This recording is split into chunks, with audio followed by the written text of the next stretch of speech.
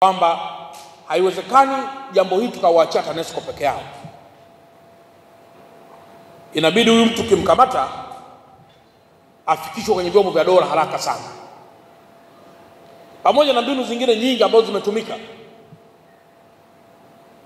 za kuunda sungusungu ili kufanya ulinzi shirikishi,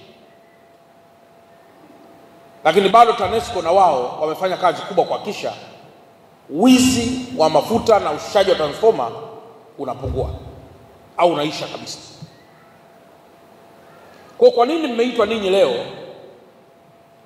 Ni kwa sababu moja, ni wadau wa kulinda miundombinu ya TANESCO, na ndio maana kauli mbiu yao inasema lipa deni, tunza miundombinu, tukuhudumia. Lipa deni maana kwa watu ambao wanazalisha wanatumia umeme wanapaswa walipe madeni,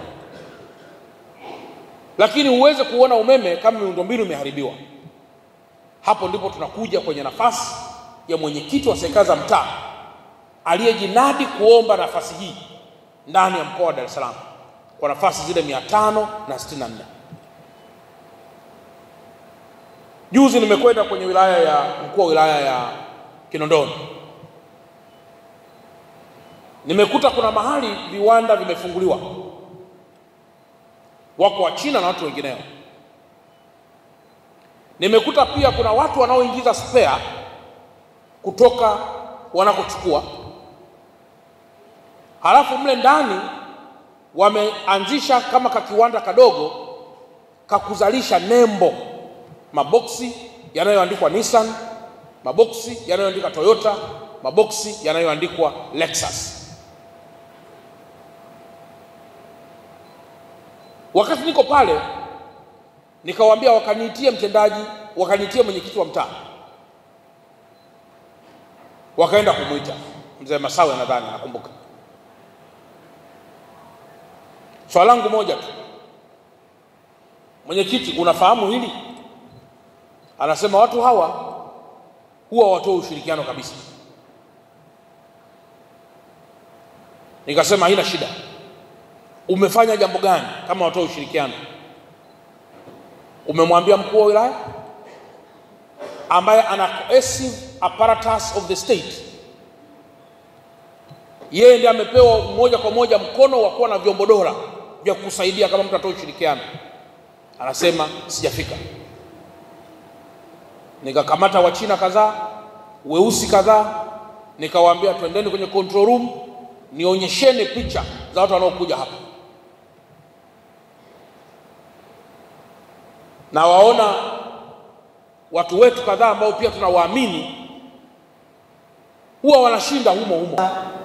Tumeelekezwa sisi tuunganishe umeme watu 1,700,000 kwa mwaka.